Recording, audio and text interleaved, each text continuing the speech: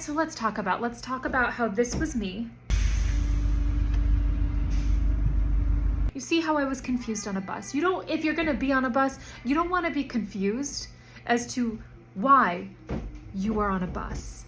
You see, nary just a couple moments before, I had been sitting in an airport terminal, and I was sitting there because my journey, my ticket said that I had an hour and a half layover in the Denver airport, and then after that hour and a half, I was going to depart on the second leg of my journey to Fort Collins, which is going to take another hour and a half. And I thought that, if it's an hour and a half flight for the second part of my journey, it's too far to drive.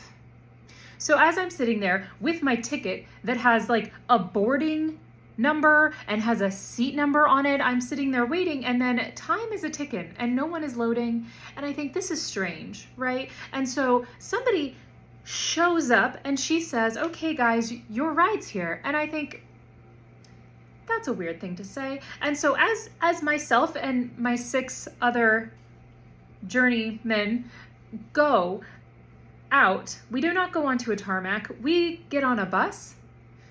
And a man is there and he says, "Can I take your luggage?" And I'm like, this is a carry-on. But he takes my luggage and he puts it under the bus. And I thought, that's weird. If you're just gonna take this very sizable bus to drive us to the tinier plane somewhere in this airport, why are you putting my luggage underneath? And so as I'm thinking that, I sit down, and then the gentleman comes on board and he starts going through a security briefing, telling us about the safety protocols of being on board this craft.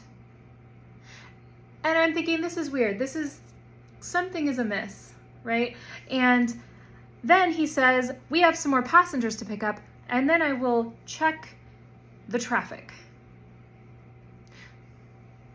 It was at that moment I realized I had booked a bus. I booked a bus to Fort Collins. So apparently United does that.